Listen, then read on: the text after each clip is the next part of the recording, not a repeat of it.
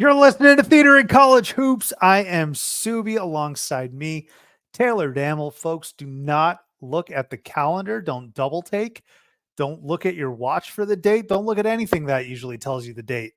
It is a Friday, and we are coming to you again twice in a week. I told you, we're ratcheting up. It's time for conference predictions. Last episode, we did the SEC. Today, folks, we're diving into the ACC, the Atlantic Coast Conference, a conference which boasts a Final Four participant seemingly every year.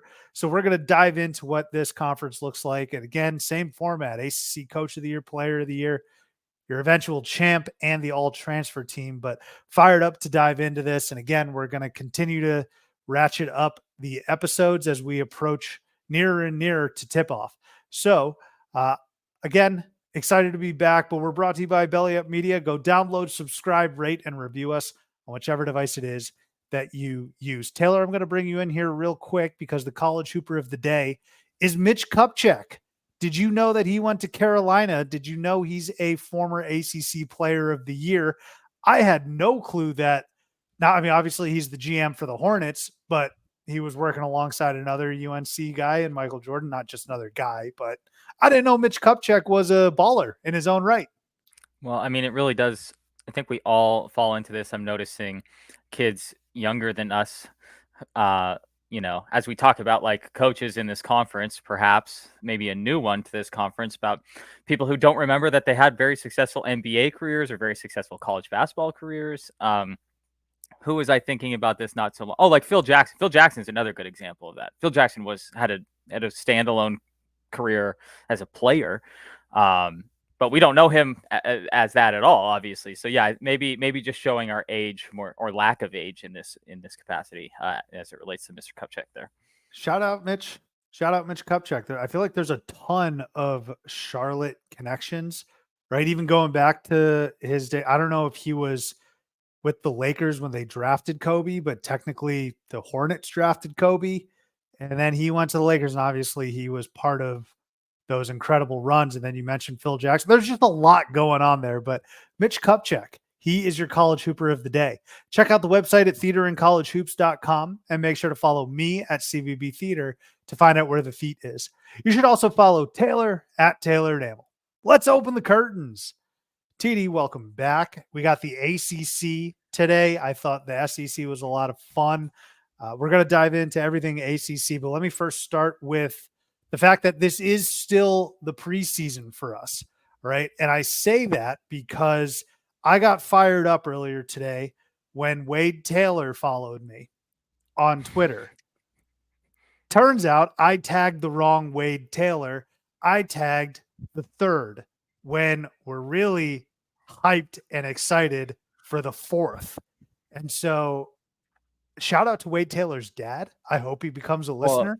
I mean, there are four of them, so it's like an understandable mistake. And honestly, if we're looking at this of how to reach people, Wade Taylor the fourth probably gets tagged in stuff every day.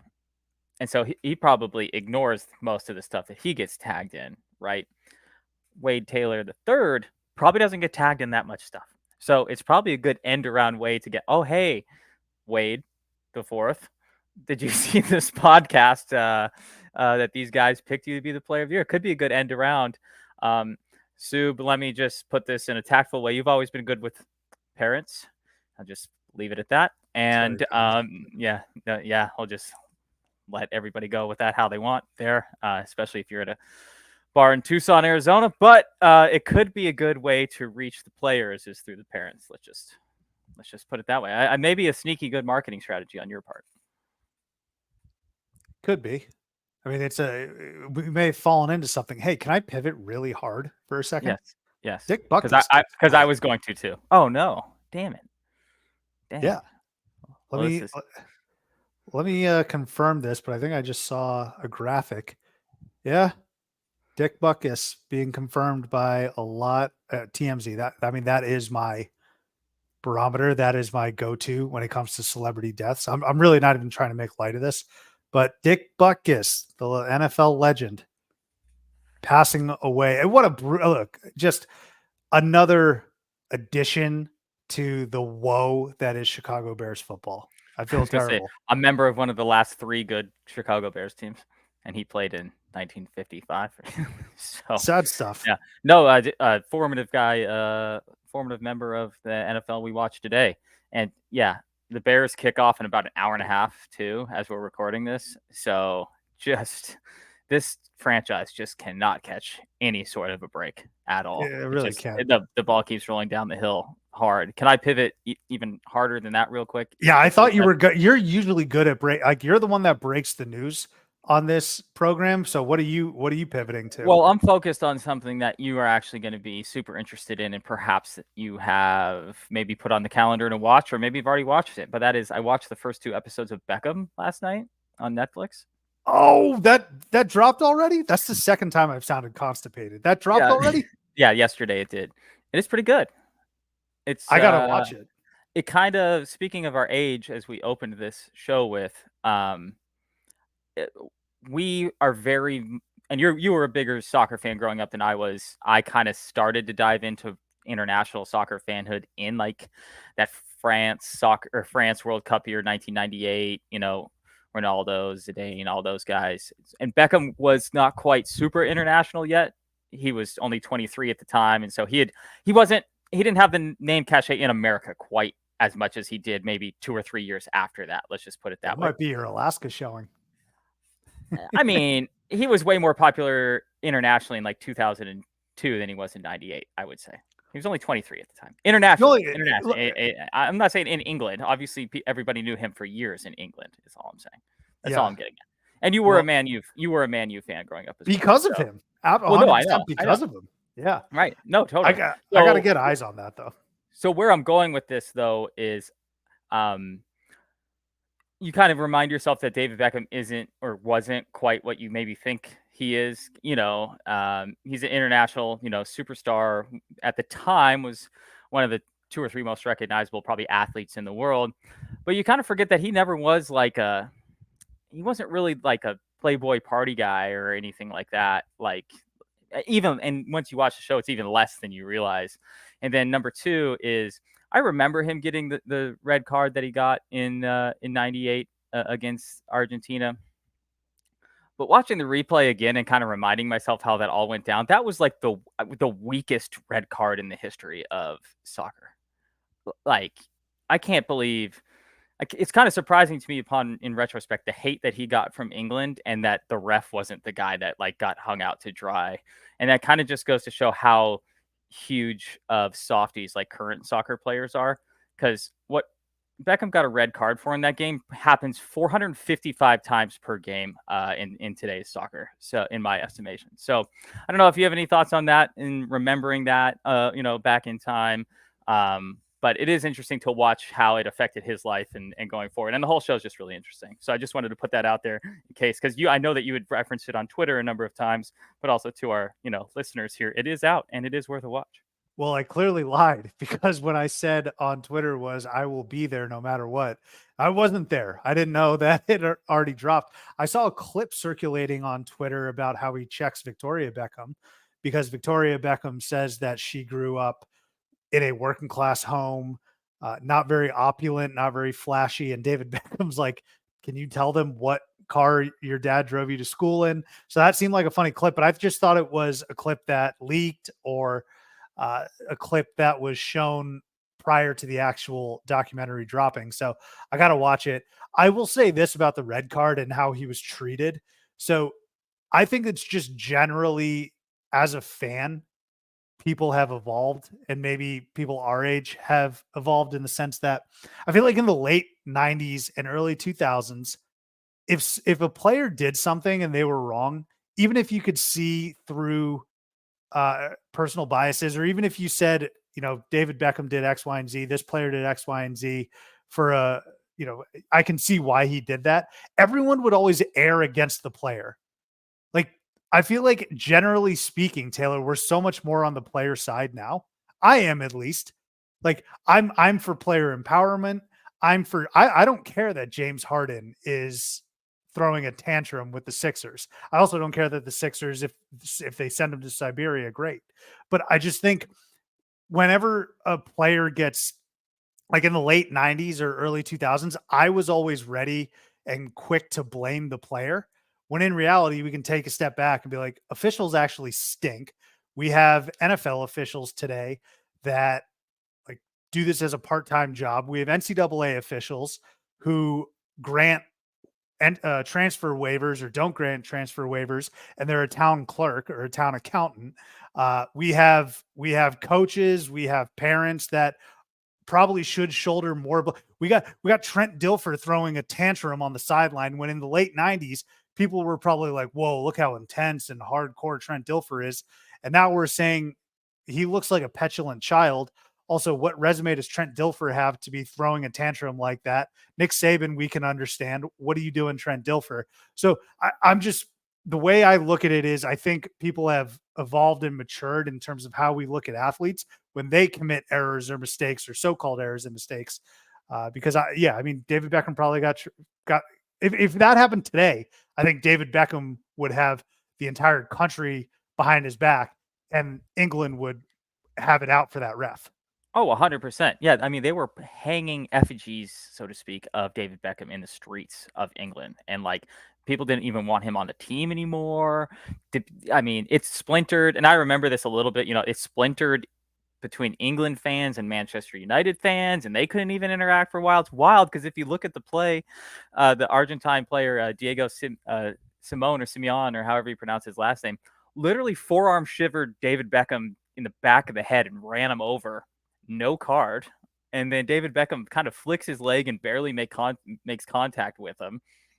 And he gets a red card. Like that, in today's world, you would have 1,000, not 1,000, 1,000,000 tweets about like the ref point shaving and throwing the game. And it wouldn't even have been a card in today's world either. So I just thought remembering that was super interesting. You are correct, though.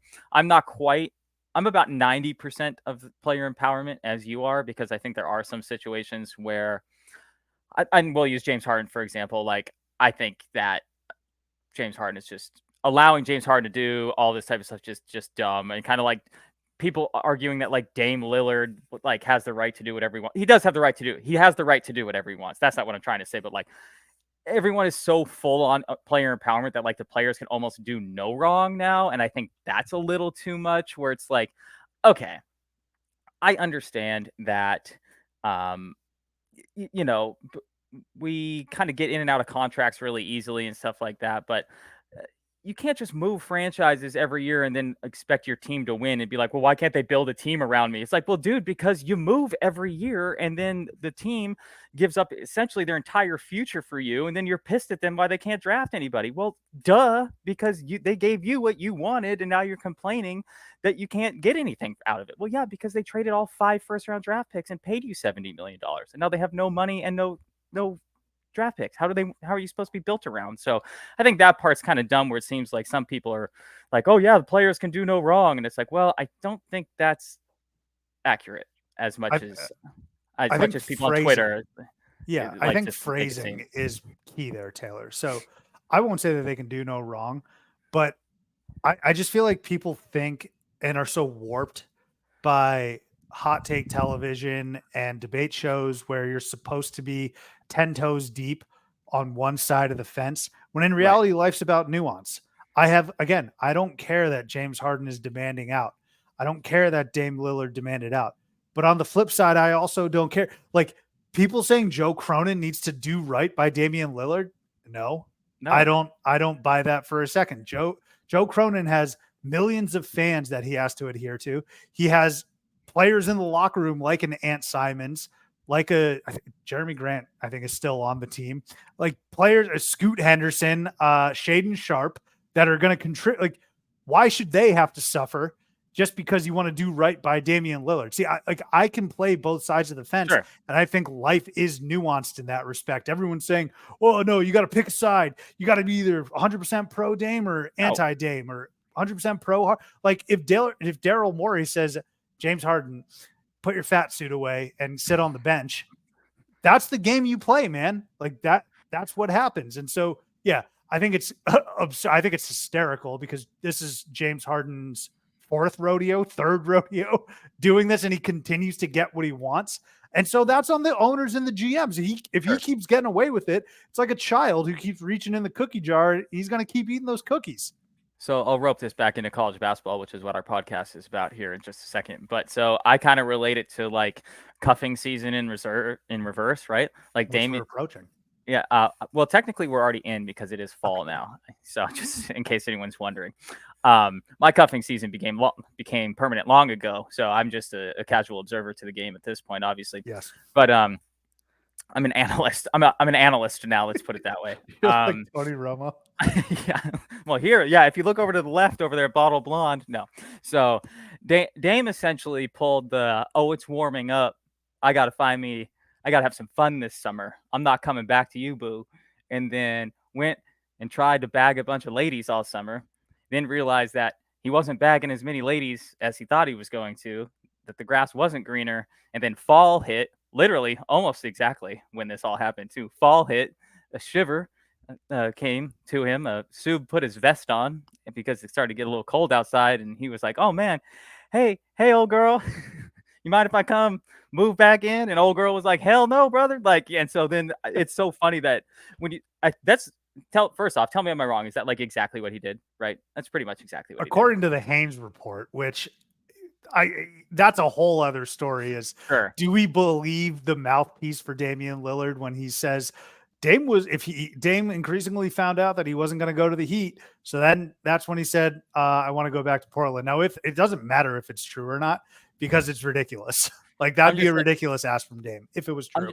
Right. I'm just saying Cronin, and then people were getting upset that Cronin didn't take him back. Yeah, and it's like, silly. okay, how would you? They've moved on. They've already found new relationships. They've already started to build their team. So how I'm roping this back into college basketball is this: is it seems like NBA contracts have gotten so massive now that I think we're hitting the, just like I said, I think that we're hitting the peak for transfer portal stuff. I think we're hitting the peak for like player empowerment in the NBA, because this player movement every single year like this is just not sustainable, I don't think, because the contracts have gotten so big. You're getting like Dame's going to get paid $60 million this year, which is like half the salary cap. Right. And that's just not a sustainable thing to move from team to team to team to team, especially with all these guys who are doing it are 33, 34, 35, 36. Like, I'm not sure. Maybe the next crop of stars will handle things a little differently. I'm not sure, but I think we're hitting the peak of that type of like NBA player that's moving every single year. Now, at the same time, the NCAA between last episode and this episode actually shortened the transfer portal window.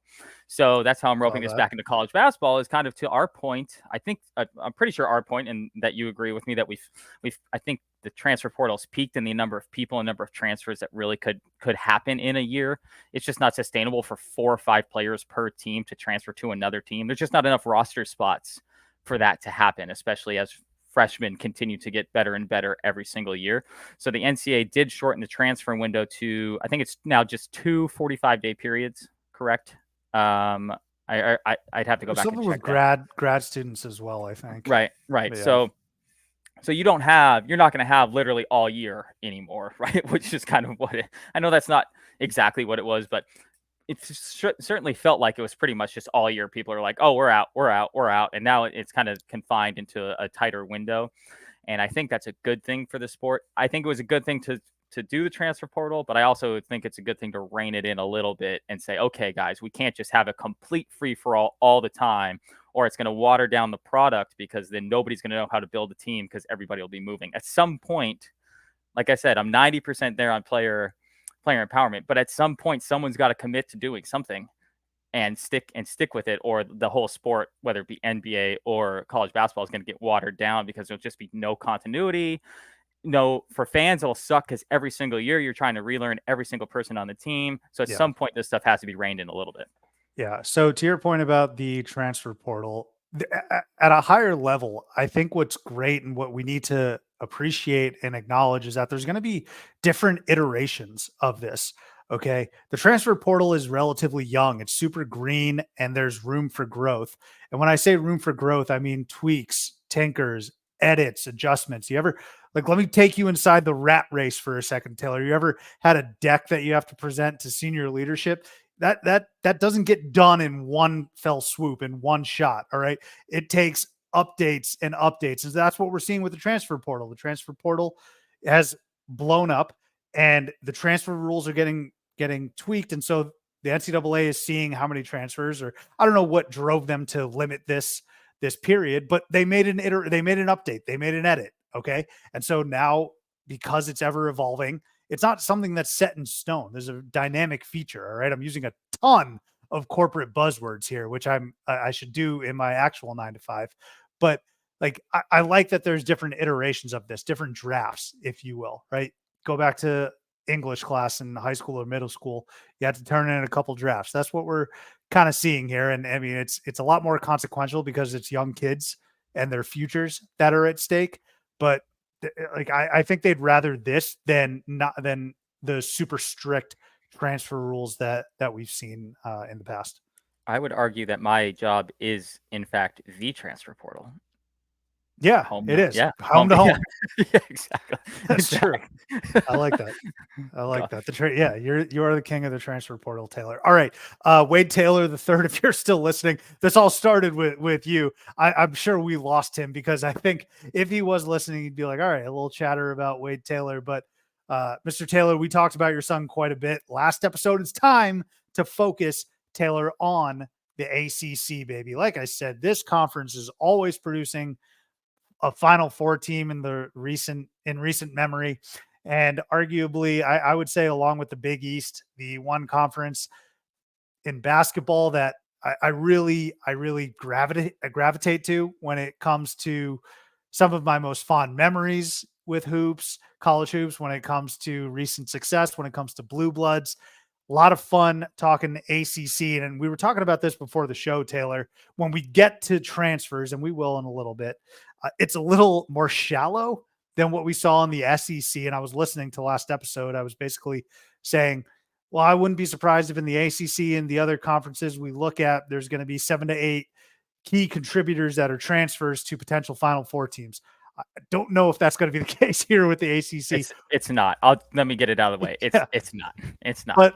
But let's dive in now, though. Same format as last time, T. Well, hold on. I'm going to interrupt you. I'm going to interrupt you because I put you on the spot last time. But so before we dive in, the question is there a Final Four team? Yes or no?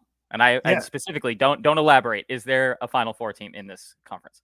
Yes, because recent history tells us the one of the Final Four teams is going to come from the ACC. Is there? I didn't ask this question on the last one. Is there more than one Final Four team in this conference? No. Okay, gotcha. Although it's funny, the last time there were multiple, Carolina had no real business being in the Final Four. And it's probably not. And it wasn't the team we would have picked to go. But yeah, so that's my. I would say that this conference. What about you? I would say yes as well. I would say that this conference, each of these episodes is supposed to be standalone in a way, not necessarily in order. But I will say that this conference, I think, from top to bottom, or doesn't have as many good teams as the SEC, but the ceiling is higher for the teams that are good in this conference. Because, of course, last episode we said no if we had to pick any teams from the SEC, and yes for a Final Four team from the ACC. So I would say that if I did an SEC versus ACC, I feel like the SEC would come away with more wins, but the ACC would come away with more Final Fours.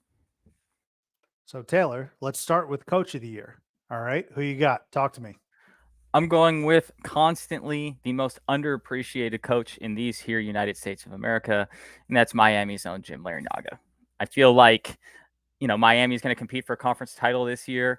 For me, this dude hasn't won. Let me go back and take a look at this. This guy hasn't won a Coach of the Year since 2016 in the conference. And I mean, that's kind of wild to me that Miami's been a good team across those time periods. They should finish, like I said, top 3 in this conference this year. And at some point, despite the fact that there are several new coaches in this conference this year that maybe aren't necessarily on teams. Well, one of them is coaching a team that's going to be pretty good. But I just feel like at some point he's got to win another one just because of how good he's been. I know this kind of is anti what I said in the SEC. Prediction that we were picking a coach that, are we saying that, sometimes sustained success doesn't get you Coaches of the Year award, but I feel like at this time, He's got to. Like, he's got to win one at some point. So I'm going with Jim Larinaga from Miami. I like that pick. I love Larinaga. He's the best. He's like your cool grandpa coming off of a Final Four berth. He's got a couple of those in his lifetime. So I like that just because I like Jim. I will say, and we'll probably talk a little bit more about this as it relates to who we're going to pick for ACC champion. I'm zagging when a lot of people are zigging when it comes to the South Florida teams. I think a lot of people are super high on FAU and Miami. I don't know. FAU has a lot of good experience coming back. I don't know if I'm as high on Miami, though. I think losing Isaiah Wong is huge, and they're going to be. I don't know if necessarily a rebuild is the right term. They should make the tournament, but I just think now it's John Shire's time to shine. And he did a really good job last year in his inaugural season. So that's why I'm picking Shire to win ACC Coach of the Year. Did they keep me honest here? I probably should have validated this prior, but I think they went undefeated in Cameron last season. And for That sounds right. Yeah. I think they did, or they went incredibly deep into the regular season without having lost at Cameron. And for John Shire to do that year one, succeeding a legendary coach, is nothing short of incredibly impressive. Okay. And they, again, you think of Duke, you think of these wins and their record as something that should already be accounted for, pretty much taken for granted. Oh, they were undefeated at home. Cool. What's the big deal? Oh, they smacked Oral Roberts. Cool. What's the big deal? Well, let me tell you, they had a first year head coach. I don't think a lot of people were, I mean, they struggled a bit on the road, but then you go to the NCAA tournament. Oral Roberts over Duke was a very, very trendy pick because of what Oral Roberts did against Ohio State. Max Asmus was still there. Go look it up again, folks. Duke smacked them, absolutely manhandled Oral Roberts. Okay. So you can't play both sides. I know I was playing both sides earlier in our argument. Can't do that now when a lot of people were saying, oh, Oral Roberts is going to give him a run, and they didn't.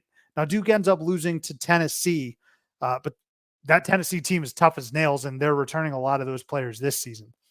But for Duke, I just think that they are on paper. On paper, I think they're the best team right here. You got Jeremy Roach coming back as a senior. He's the leader. Kyle Filipowski.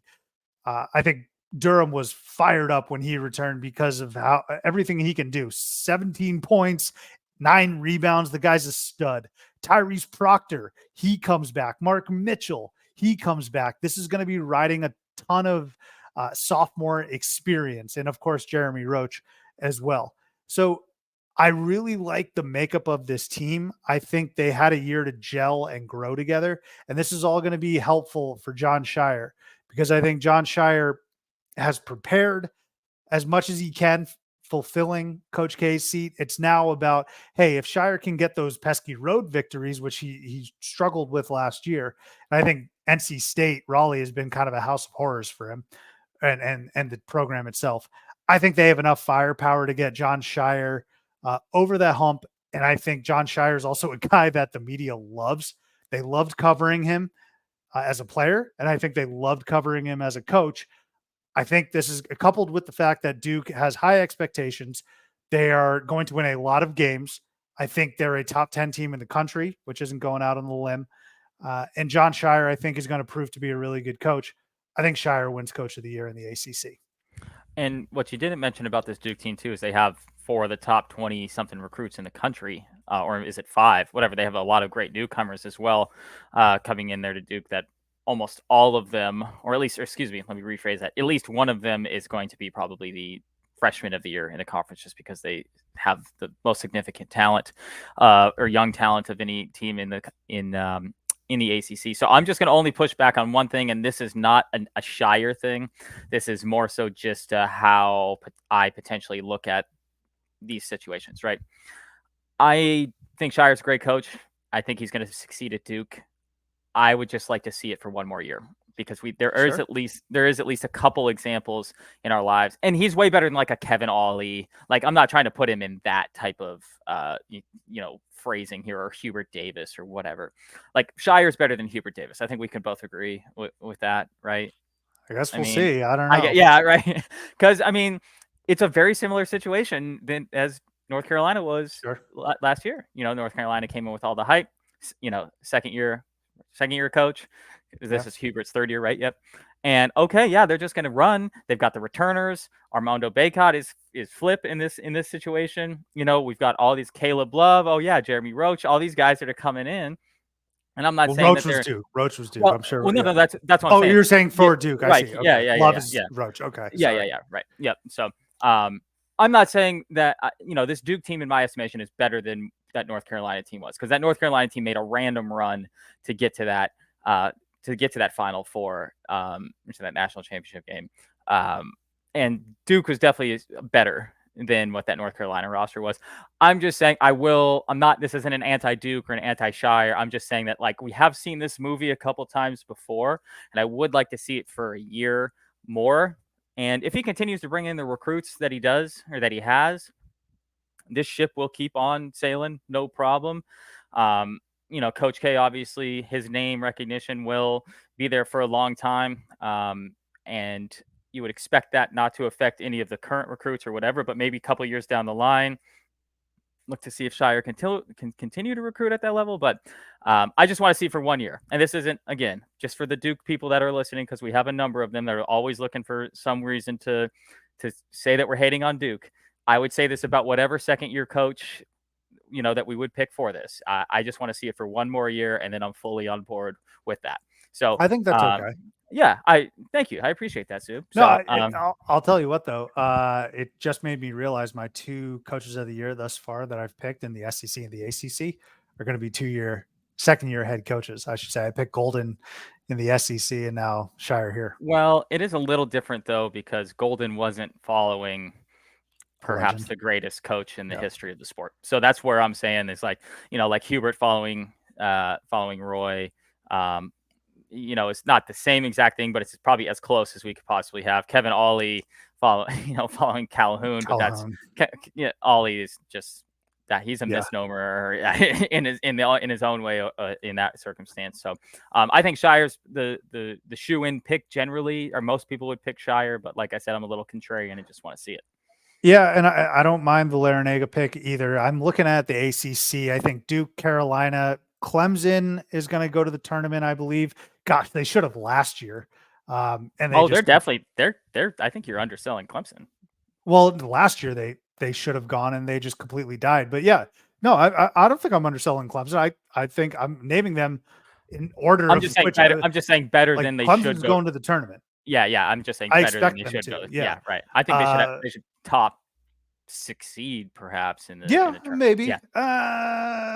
No, I'll give them like more constipated noises. I think they're like an 8-seater, but whatever. Clemson's going to the tournament. I think Vatek should go to the tournament, and then Virginia. I'll tell you what, Virginia might be a bubble team, but I wouldn't be surprised if Tony Bennett just coaches circles around everyone and they end up as like a top 3 team in the ACC. That really wouldn't surprise me. But right now, those are the teams that I'm expecting to go to the NCAA tournament from the ACC. And so you look at Jim Larinaga, who you said at Miami, Brad Brownell at Clemson. Last year should have been the year that he should have been coach of the year. I guess I just can't wait around again and again and keep picking him. He was a very high consideration of mine, because I think Clemson is going to exceed expectations this year, and I'd rather go with the sure thing in Duke. I know they're going to be exactly, or a sure thing, and that Larinaga is going to be good. Whether you think Miami is as good as I think they are, that he's still going to do a good job coaching. And look, Vatek's the same way. Vatek should have been in the tournament last year with Couture and Padula, but I can't trust Clemson and Vatek just yet. You can trust Jim Larinaga in Miami. You can probably trust North Carolina. I fully expect them to be in the tournament. And I actually think on the opposite side of what I feel about Miami, North Carolina, I feel like everyone's so spooked about last year. I think they're going to be pretty damn good this year. I don't think that's too crazy or controversial. But then there's Virginia, man. Shout out Isaiah Wilkins for coming on to the program. There's always Virginia, for right now, I think they're going to be a bubble team. But man, Tony Bennett is one of the best coaches in the country today, one of the most underrated coaches still, despite the fact that he has a national title. Would not be surprised if he ends up winning Coach of the Year, but I'm going to go Shire. You're going to go Larinaga, complete opposite ends of the spectrum in terms of age. So speaking of age, let's talk about some of the new coaches in the conference real quick because there are 3 of them. Um, Probably the most notable, or I would say the most notable, is the fact that grumpy old Jim Boeheim is no longer here, and a longtime assistant Adrian Autry takes over to a Syracuse team that actually is probably going to be a little under talked about in terms of their talent they have there. They probably got arguably the best Judah. transfer. Well, and they probably got the best transfer in the country, arguably, in JJ Starling, perhaps. Yeah, Judah Mintz is obviously there. I'm just going to be excited to see Syracuse in a basketball game that I actually might enjoy watching. And I know that that Autry. It's literally never happened. God, especially Syracuse, except Virginia for the Mellow year. Yeah. God, especially Syracuse, Virginia games just run me over with a truck instead of watching that 49-46, solid defensive. It's going to be like watching in the tournament, that crazy comeback too. It's going to be watching like the Commanders Bears game that we just referenced earlier, like just bogged down, whatever. So I know that he has been under Boeheim for what I think is 8 years or 7 years previous to this. So I'm sure he'll have some similar strategies and whatnot, because obviously this team was recruited to play a certain style, and it's hard sometimes to get players to switch what styles, become something that they're not in year one.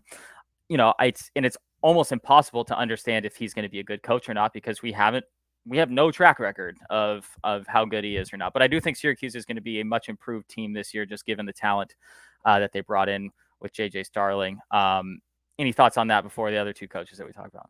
I disagree. I don't think Syracuse is going to be very good at all. I think they're going to be, and that's not give Red Autry a little bit of time to get his bearings, get his recruiting classes in, et cetera, et cetera. But I think Syracuse is going to be down at the bottom with the likes of Louisville and Notre Dame. This is going to be a tough year. They lost Joey Girard, who we're going to talk about here in a little bit, but I don't really see a good season coming up for Syracuse. I'm sorry. No problem. That's why I said I'm going to go off the beaten path here and think they're going to be a little bit more improved. So now here's another question for you, Sub, because this is going to be a tough one for you. Of the other 2 new coaches in the conference, who are you more of a guy for? Is that Damon Stoudemire or Micah Shrewsbury? Damon. Everything runs through Arizona, baby. But yeah, I referenced it last episode. Mike is going to have a really difficult time in this first year. Both of these guys are. Well, I want to say Damon took over a mess, but then that's bringing down another Arizona guy. But yeah, I mean, neutrally speaking, of course, Georgia Tech. God, I want Georgia Tech to be good again. It's been so long, like since Derek Favors, were they any decent since he's left? I don't know. Notre Dame, I feel like I've seen them good somewhat recently. God, Georgia Tech. Notre Dame, both of these teams, same color scheme as well. Both very high-end educational schools, academic schools as well. I never expect Georgia Tech to be good, so that's, anytime that Georgia Tech is good, it's more like a fun treat than anything else. Notre Dame always has these, whether rightfully so, or people actually say it out loud or not, Notre Dame always has this kind of like underlying expectation, I think, of them being at least decent, and a lot of times they're not. They're a surprisingly underwhelming basketball program, really, as a whole, just given what the name cachet is of their football team, and just kind of the school in general.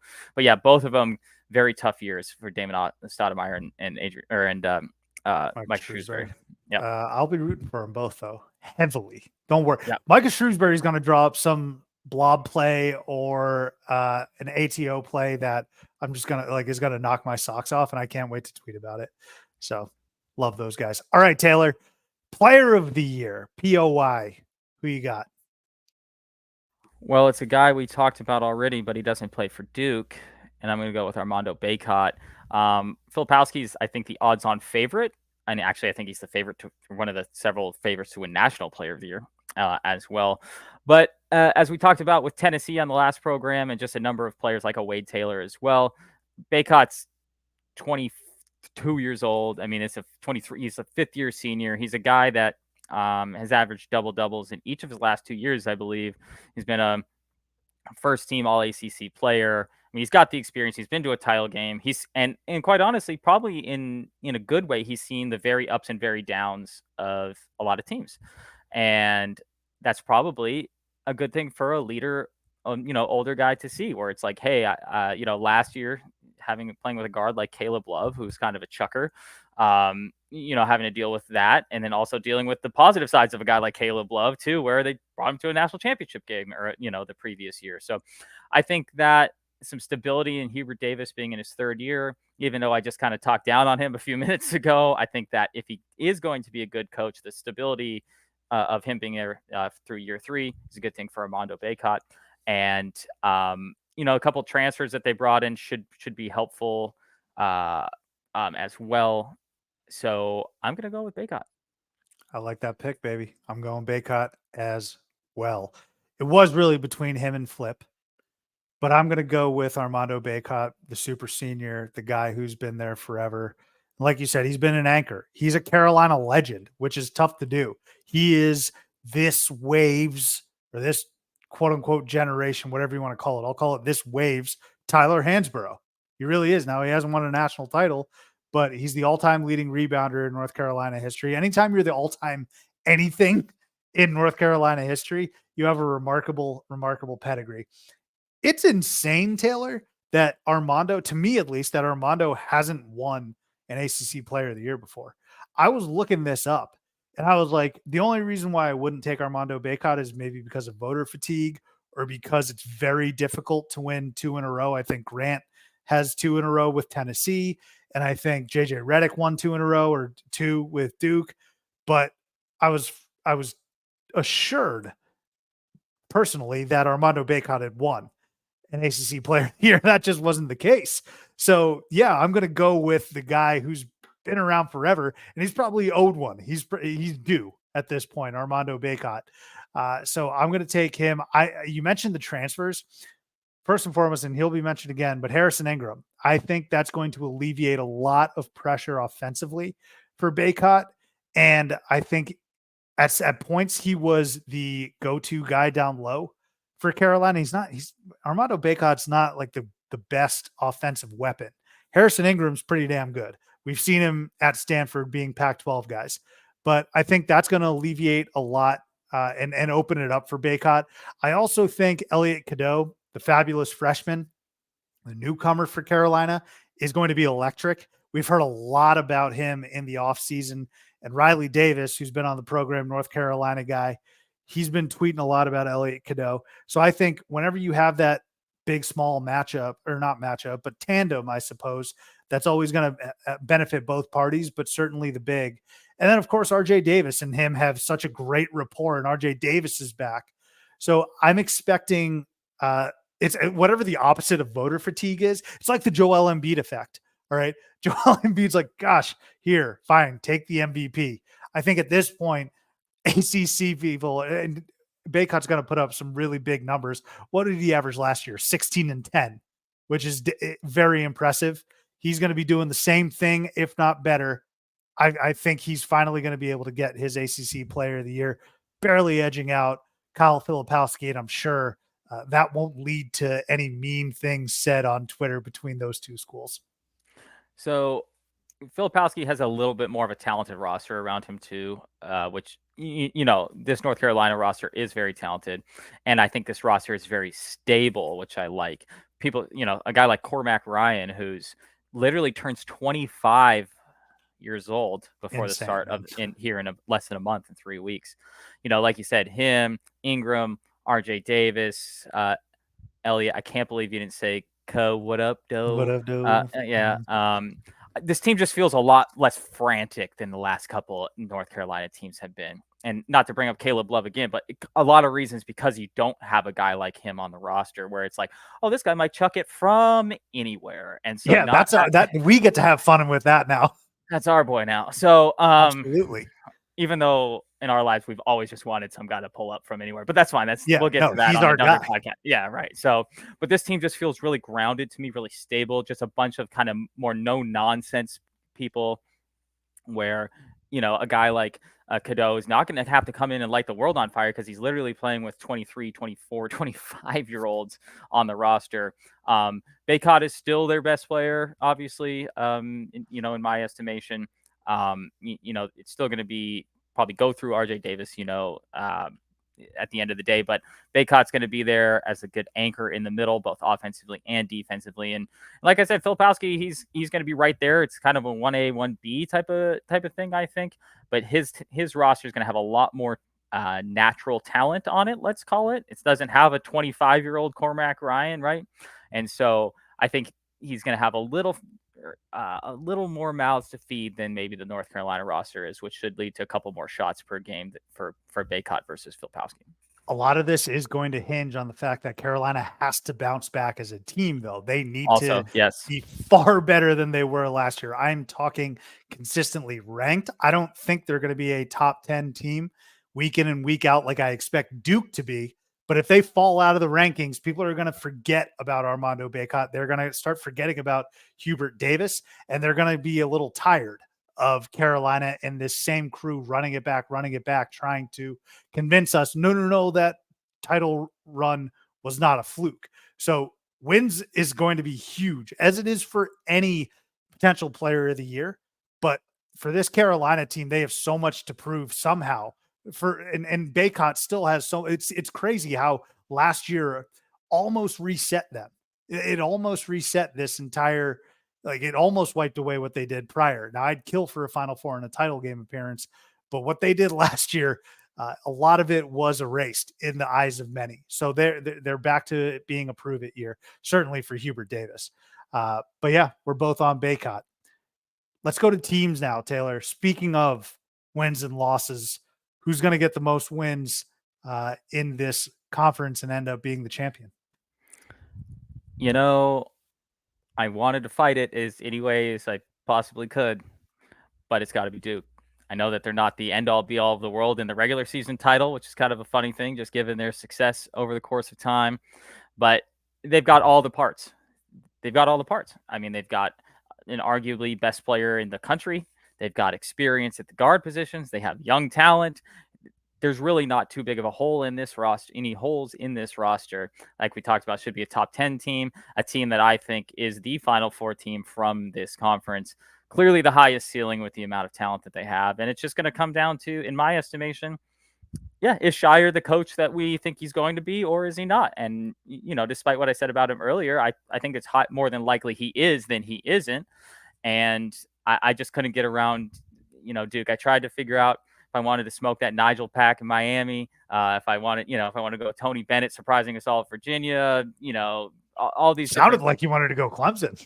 Yeah, like PJ Hall, right? Returning. Speaking of like 29-year-olds, a lot of talent right behind them in the teams that are like 2 through 4 in this conference. I think that they're all going to be more similar. Those 2 through 5 teams that'll finish in the conference.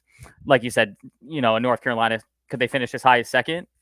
Yes. Could they finish as low as fifth? Perhaps. And I think you can apply that to a number of the teams in this conference. I don't think that applies to Duke, though. I think Duke is far and away the best team in this conference, and they will win this conference. And I would even argue that they'll win it by multiple games. Wow. Okay. So I was toiling and wrestling and pulling my hair out in picking this. And I'm going out on a big limb, I think. And I'm taking Carolina. Wow. Okay. And I know it doesn't make a lot of sense if I have John Shire winning Coach of the Year. And I think Duke is going to end up with more total victories because I think they're going to perform well in out of conference. I just think Carolina and their veteran leadership is going to be just a little bit better than Duke's makeup. And Duke has the guys that have experience. I mentioned them. The thing is that they're all sophomores. They don't have the same experience as Cormac Ryan or Harrison Ingram, who brings a different vantage point from what he was able to do. He's had to carry Stanford the last few years. Cormac Ryan's had to do something similar with Notre Dame. RJ Davis and Armando Baycott, we've talked about them. And then I know I'm waxing poetic about the upperclassmen, but Elliot Cadeau, the freshman, I think he's going to be a real shot of life for them. And so I'm just sitting there and I'm thinking, like, it was tough. So when you said Duke's going to win this conference by multiple games, I definitely disagree with that. Well, But yeah, well, obviously, yeah. yeah, no, I don't know. Like, I don't think Carolina is going to win by multiple games. I think it's going to be a neck and neck race between those two. Would you But I'm say going to it's give going to the be like edge. North Carolina beats Duke? That'd be a great story if this how it turns out. If North Carolina beats Duke in the last weekend of the season to win the ACC title, type of closeness to this. The rivalry always delivers, Taylor. So I wouldn't put it past them to like for that to happen. The rivalry always delivers, but I don't know if that might be a little too fairy tale for my liking. I just think that everyone is so low on Carolina, and I feel like if I were betting, right, this would be a great value because quiet as it's kept, I don't think they're that far behind Duke in terms of talent, in terms of how many games they can win. I think Duke may win overall 3 more games than them. I could see Duke maybe as like a 25 win team. I see Carolina as a 22 win team, essentially. I just don't think the gap is that far. And I think people have this recency bias that they want to throw Carolina away in the garbage. And because Duke brought back Kyle Filipowski and Tyrese Proctor, which were huge, I think people thought that they were out the door. It's almost like Toy Story where Andy's like, I'm done with Woody. I'm done with Armando Bacot. I'm done with RJ Davis. I'm done with Hubert Davis. I want to see what Kyle Filipowski can bring back, what Tyrese Proctor can bring back.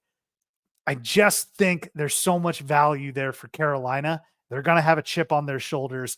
I'm taking them to win the ACC. This is one of those deals, though, Taylor, where it could blow up in my face magnificently. I'm talking about one of those 5th grade science projects you do with the vinegar and the clay of the volcano Pompeii, and it just explodes in your face. That very well could happen with this Carolina pick, but damn it, I'm in on the heels. So you're not a betting man, but I would say that, and maybe some listeners would argue that you're trying to hedge your bets here so you don't go 0 for 3, that you got to pick North Carolina for one and Duke for the other. I'm not saying that that's what Not you're bad, doing. yeah. I'm just saying that it's going to be hilarious if Miami wins the conference and neither of these teams win it or something like that. So, yeah, I would say if North Carolina, just from an argumentative standpoint, if North Carolina wins the conference, Hubert Davis is going to win the Coach of the Year. I think that's pretty. I don't see any way around that. Yeah. I suppose my logic's flawed, but I'm this not is saying it's just a flawed. bit of a I'm just saying mess. that's what my opinion is. Okay, I'm No, not you're saying not. Yeah. that your opinion's wrong. I'm just saying my opinion is that if North Carolina is that good, and they are preseason, what are they, top 15, or they're probably going to be top 15 in the preseason rankings this year? Carolina, yeah, I think Yeah, so. Top 15 yeah. or top 20. And they have a great schedule too. They play at Tennessee. That's going to be a fun game. Talking about 2 old ass rosters. That will be a, speaking of like. I hope they go color on color, by the way. Baby blue and the orange. Beautiful. It's in the Dean Dome too. Yeah. I believe it's in the Dean Dome. It's not at. Let me see. Let me double check on that. Yeah, whatever. Neither here nor there. We'll find it. It's They're going to be. no, they're home. Yeah, it's in the Dean Dome. So, that's going to be a game where it'll be annoying. It'll be drink every time they talk about how these rosters are older than NBA rosters. That's what that game is going to be, especially with Cormac Ryan being out there. Literally older than 25 is quite literally older than half the players in the NBA. And that's not even a joke. Like that's a true statement. And so I know, man. If Cormac needs some pointers on like those, like the PowerPoint drafts that I was talking about earlier, like when he eventually comes and joins me in the cube potentially, he can holler at me if he needs to. But yeah, I don't know. Like it's going to be an interesting. I'm going out on a limb, I think, with this. I mean, I don't know if it's that big of a limb to pick the 14th team, 15th team in the country to win their conference. It's going out on a limb maybe to say that they're better than Duke specifically, though. So, I mean, I guess you could say it's going out on a limb, but I just think that this Duke team, and I hope that a lot of my Duke people or our Duke people are listening to me say this. Okay. Yeah. because everyone just thinks I'm a Duke Kissing their hater ass. 24/7, 365. But I can recognize when a team is good and when it's not. Okay. Now, Duke does have a guy named TJ Power coming in who does look like maybe the next white hated Duke player, especially. So at least Shire is keeping that up as well. I just wanted to bring that up before we move on. That is the brotherhood. That they just keep matriculating these players through the school there. And but like I said, and like we talked about on the last podcast too, like be who you are. And I like that they always continue that. Hey, we're gonna be hated. We're the Alabama football. We're the whatever. If we're gonna be hated, let's be hated. So I guess my logic is Shire and Duke are going to keep it incredibly close. And it might come down to a tiebreaker situation or like one game where they end up losing the conference to Carolina. And that's why Shire is going to win Coach of the Year. And then champ is Carolina, Player of the Year, Baycott, because he's on the best team. So we'll see. We'll see if that comes to fruition. But I'm glad that we were opposite there. But this is 2 episodes in a row where we've both picked the same conference player of the year. Going to be a lot of fun, Taylor. Transfer time now. All right. This ACC all transfer team, I got to tell you, it's not as good as the SEC. I don't think. Well, it's a little easier to identify. Maybe the 5 best players are equal, right? But past that, then significant drop. Well, so here's the interesting part about this, though, and we talked pre-show about this as it relates to transfers. So, it's interesting that 2 of the guys in Cormac Ryan and JJ Starling transferred within the conference from Notre Dame to North Carolina and to Syracuse. That rarely happens. And so talk about differences that the transfer portal makes. And then secondarily, all these guys came from big schools, big basketball schools. In fact, you would call them some of the best basketball schools in the country, like a Hunter Salas from Gonzaga, Primo Spears from Georgetown. Well, Georgetown's not the best right now, but, and a Harrison Ingram from Stanford, a guy that we watched a lot last year. So it's really interesting that if you look at the transfers in the SEC, they were all, North Dakota State, Northern Colorado guys who had shown what they were in a smaller level and are trying to grow into that larger scene. These guys have all been through major schools and are now just transferring to other major schools. So I don't know if there's a difference between the two, because of course there's the argument where it's like, well, if you weren't good at Notre Dame, why would you be good at Syracuse? You already played the same competition, right? So I would have transferred away from Syracuse, or wouldn't have transferred to Syracuse until Boeheim left anyway, because it's not like he was going to showcase your skills in any way, shape, or form. Because his sons still on the roster? I assume not. They're gone. Imagine being a 5-star and being like, hey, actually, my sons are on the team, so we're going to go ahead and let them play until they're 25. Syracuse is now officially Boeheim free. Yeah, thank God. But so my top 5 though are the ones I just read off, and that's JJ Starling, who is at Syracuse, Harrison Ingram, North Carolina, Cormac Ryan, North Carolina, Hunter Salas at Wake, and I'm going to go with Primo Spears at Georgetown, and then Primo Spears, who transferred from Georgetown, and then just because we were talking about Damon Stoudemire, I do want to point out that past the Kawasi, don't call me Reeves Nelson, don't call me Austin Reeves. Choose to transfer from Florida. It should have a good year for Georgia, a team that's rebuilding, has great hair, which is something that I'm all about as well. So Kawasi Reeves is a honorable mention on this list. Build them up, Damon. Get Georgia Tech back going. I like that list. So here is mine in order of, I think, impact and what I'm expecting, in terms of how they're going to help contribute winning.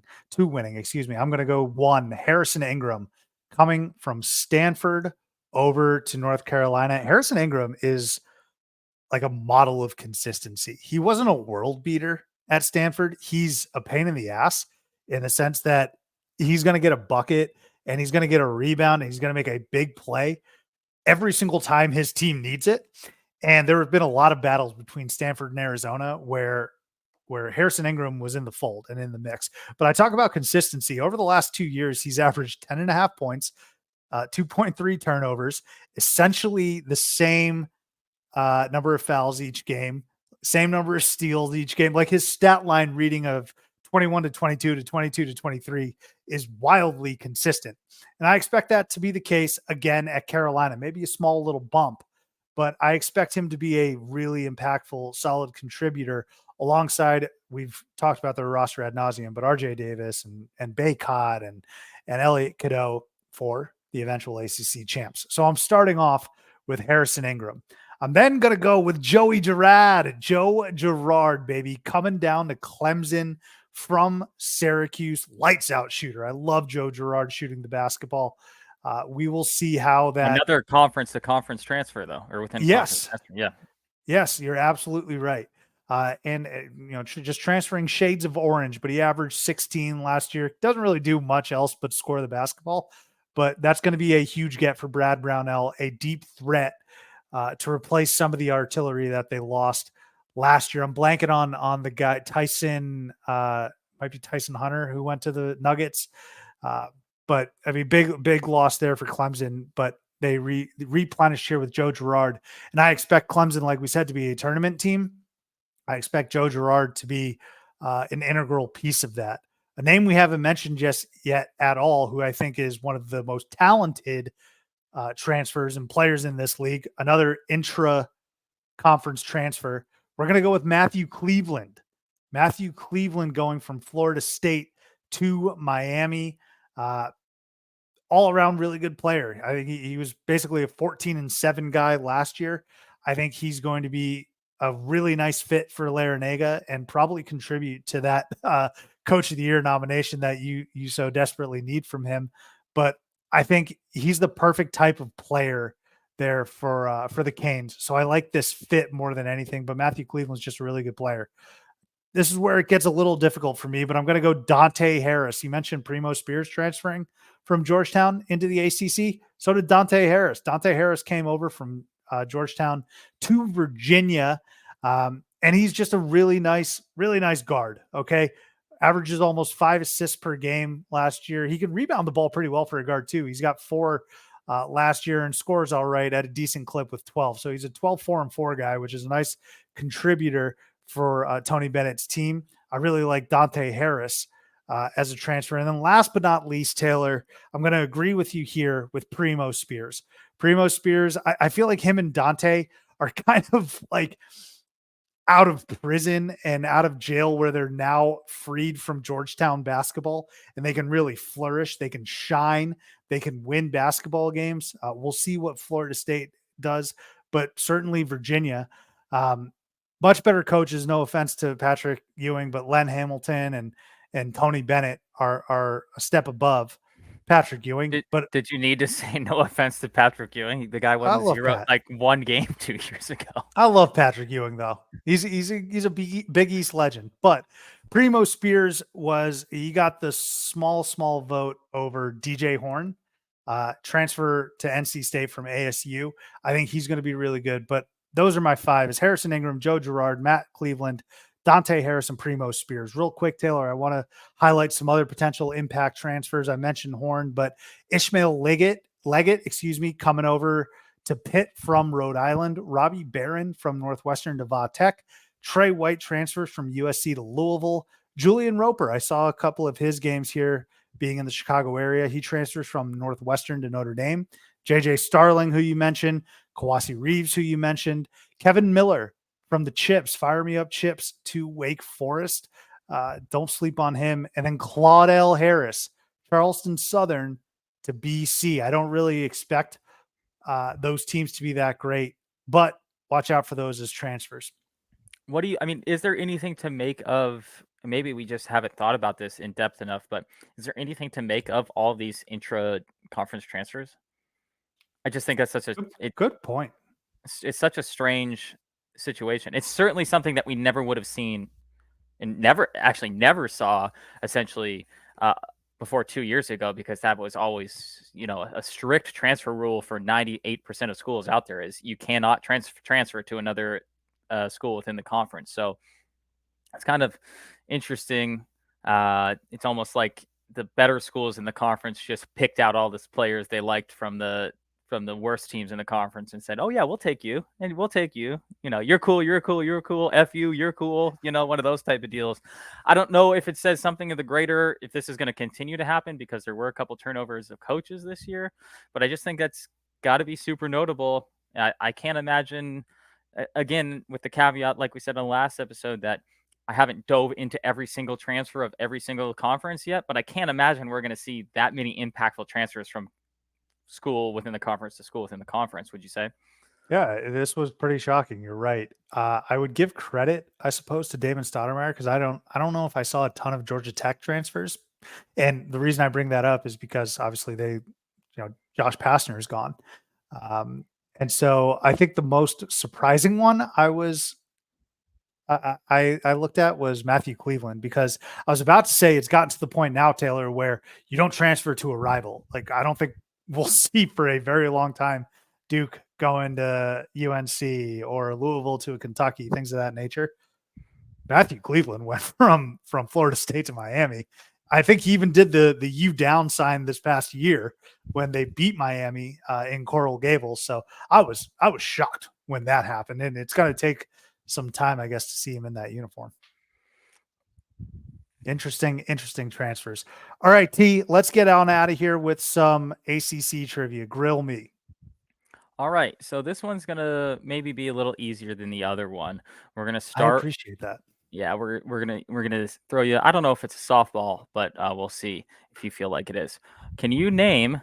Geez, if I can learn how to use a computer. Can you name the school that is of the original ACC teams, not any that have joined in the last 5 years, whatever, with the least number of conference players of the year or conference player of the year awards? Okay. School with the least amount of conference players. This is certainly not a layup. Let me think here. Let me take a look. Go down the gamut of these teams. Off the top of my head, geez. Let me.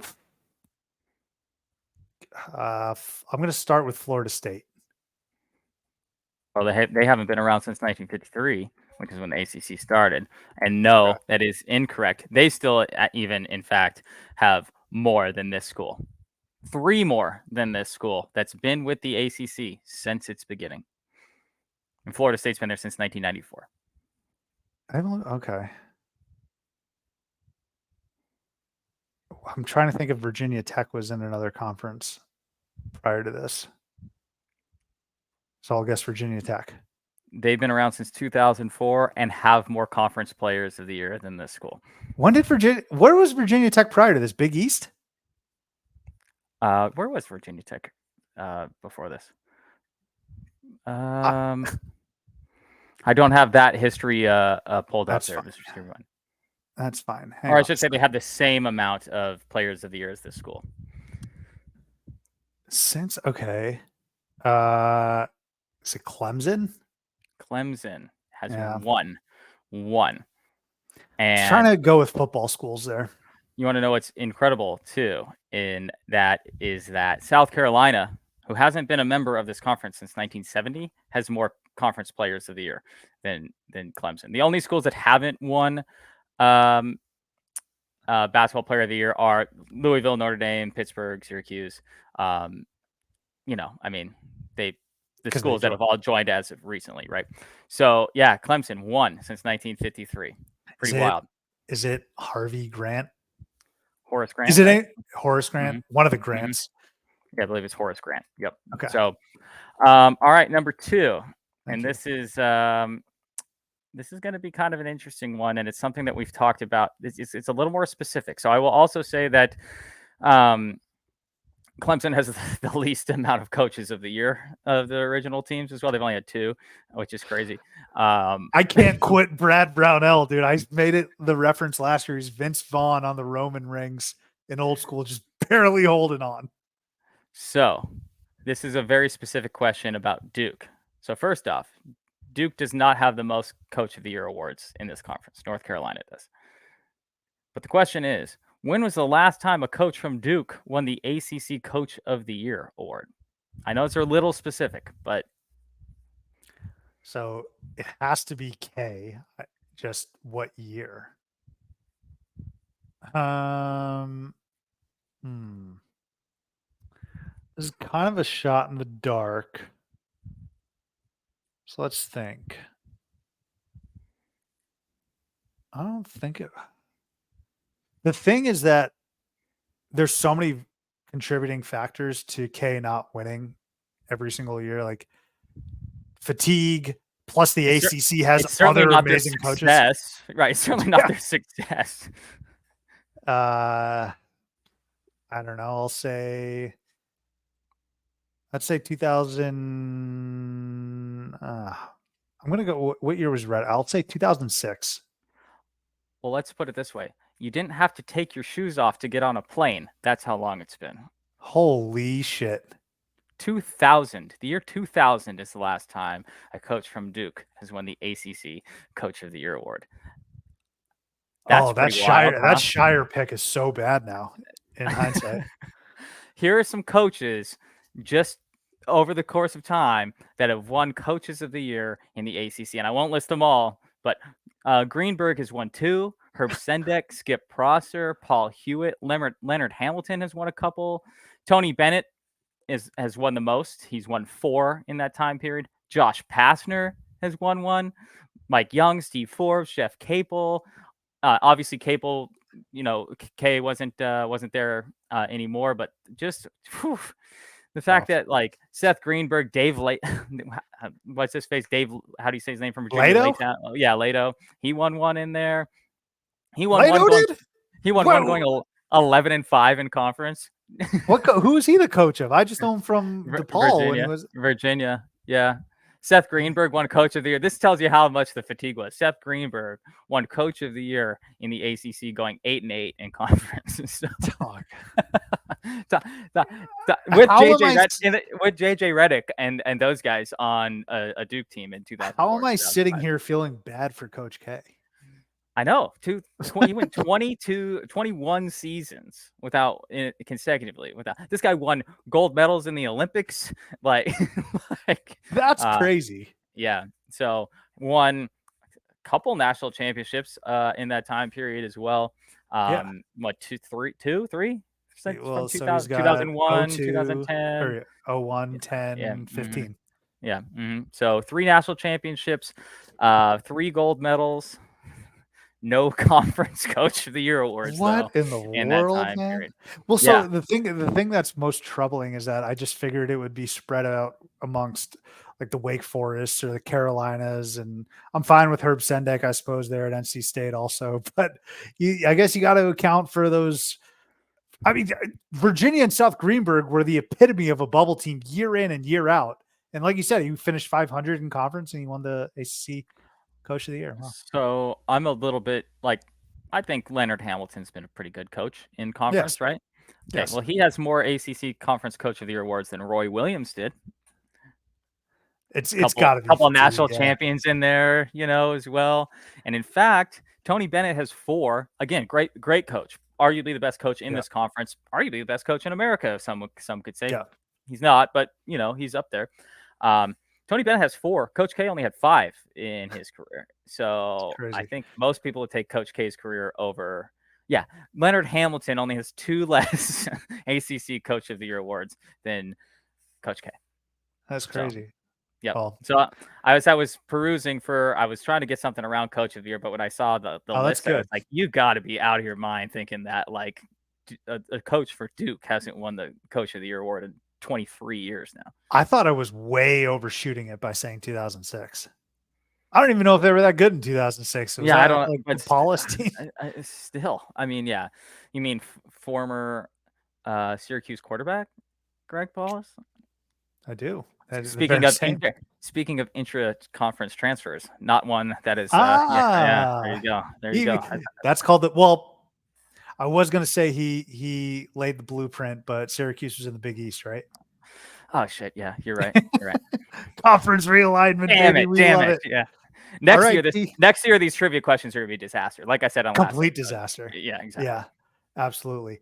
Thank you so much for listening, Taylor. A blast as always. That's putting a bow on the ACC. What say we do Big Ten next? You okay with that? Can we do Let's Big do it. Ten? Let's do it.